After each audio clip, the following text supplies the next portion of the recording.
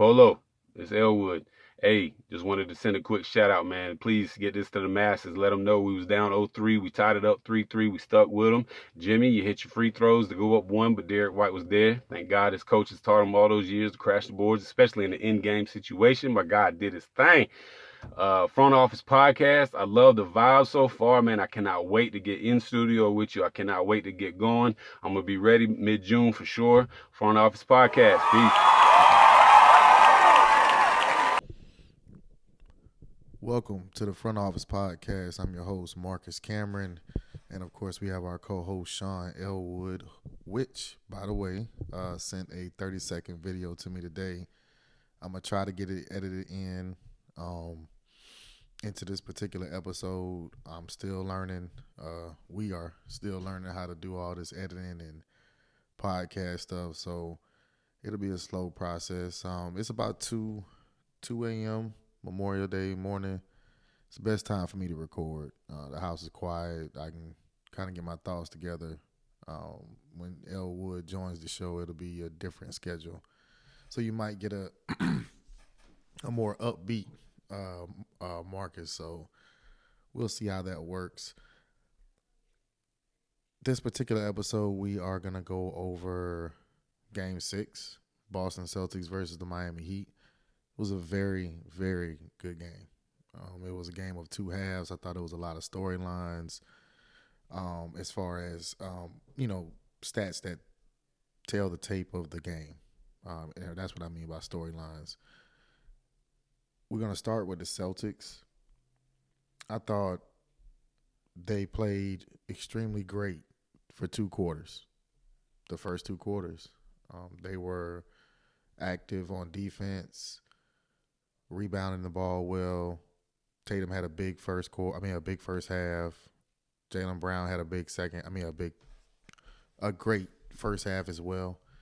I thought all their role players were locked in. Marcus Smart has been having low-key big games the last 2 games. I think he's over 20 over the past 2 games. He's been really big for them. But them as a team, I thought they were more aggressive. They were the more aggressive team in the first half. The free throw disparity wasn't that much. I think the Celtics shot 34 and the Heat shot 29. The Celtics didn't really shoot the ball well. They got good shots up, and like I said, Tatum had a really big first half, but their three-point percentage, I believe, was like 25%. It was pretty bad, honestly. And in the second half, I thought they just weren't the aggressive team. I thought they made a lot of mental mistakes defensively, leaving shooters. But this has been the Celtics' calling card all year. All year they have been inconsistent. And, they've been inconsistent in the playoffs. They got pushed by Atlanta. We know what Philly did and took them to Game 7. And now they're in another Game 7 for today's game. The good thing about that, I think, for the Celtics is they have that experience. They are being tested in every round. I think they're ready to respond to the call that they're going to need to. It's a chance for all of us to see some history. It's never been done before. Coming back from 3-0, of course, we know the story with the Cavs and the Warriors and in the finals, and they came back from 3-1. That's never been done because it was in the finals. But nobody ever has come back from 3-0. So it's a shot at history. I'm excited. Elwood definitely is super excited about it. Boston was my pick to win it all at the beginning of the year. Anybody that knows me knows that I've been saying Boston is going to win it. But I kind of backed off of that pick a little bit when they went down 3-0, just to be honest with you. Like, I'm not a Boston fan, so therefore I didn't have a reason to stand behind them. If it was the Lakers, then even when they were down 3-0, I'm like, yeah, they got a chance. They got a chance. They just got to get one. So I understand Elwood's point of view, but mine is not that strong. And I think Denver is the better team. I'll make my predictions as far as the finals are concerned once the finals actually begin, because this one is not over. let's talk about the Heat. I know a couple Heat fans, and I know right now they are confident, but they understand what they kind of sick right now, and they should be because this is a game that got away from you. I thought it was kind of miraculous that Jimmy was 3 for 19, and then the last 2 minutes of the fourth quarter, he basically willed them to a win. Honestly, I mean, he really willed them to a win, and had a lot of help. He had a lot of help. They shot 14 for 30 from the three. That's close to 50%. Um, that's a really good number, especially when the Celtics didn't shoot the ball well. And as bad as the Heat played in the first half, to be in that game at the end, again, it just says a lot about their team. So they definitely can go in there on game seven and actually win. I think Bam has to be better. I think everybody knows that. It's not a secret. You know, he just hasn't played well the past two games. I think with Bam, though, and I think the reason why it's not when AD wasn't playing well, it was huge because I guess of the spotlight and what's expected of him. But the same thing is kind of expected from Bam. He just plays on a more low profile team, and Bam has to be better. If he has a big game, that gives them a real shot at winning this series and winning that game tomorrow night in Boston. But Jimmy has to be Jimmy. I'm more worried about the other guys just because I'm not sure if they've been in a game seven. I know they're tough. I know Spoelstra have them ready to go, but Duncan Robinson missed two wide open 3-pointers in that game, and I just thought those were real game changing plays. Like if he knocks those threes down, I think one of them would have tied the game. Maybe both of them would have tied the game. But that momentum swing in basketball is just so big, and that's something that they have to account for that. The Celtics would have had to account for that, and maybe they don't bounce back. Maybe the next play isn't made. You just never know. It's a game of makes and misses. That's the way it goes. I mean, he played great though. I thought he had a good game. Marcus Smart is one to watch for in Game 7. Let's see what he does. If he has a big game like that, it's going to be real hard for the Heat to win. It's going to be real hard for them to win. But if the Heat can come in there and play tough defense, maybe frustrate him, get him in foul trouble. You know, he like to flop a lot. Get him off the ball and maybe make Tatum and Brown make all the plays. They got a shot. They got a real shot. As far as predictions are concerned, oh, yeah. I'm sorry. I'm wearing green.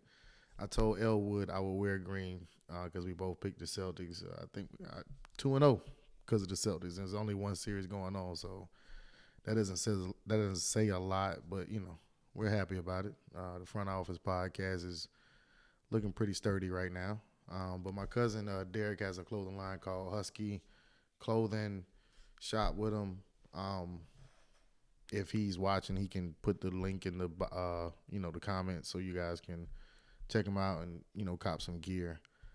But to our predictions, of course, Elwood, we all know what he's going with. He's going with the Celtics. It's not a mystery. He's definitely picking the Celtics. He's a Boston fan. Me personally, I'm gonna go ahead and make my decision right now. I kind of been thinking about it all day. A part of me wants to go with the Heat because I like the Jimmy Butler story.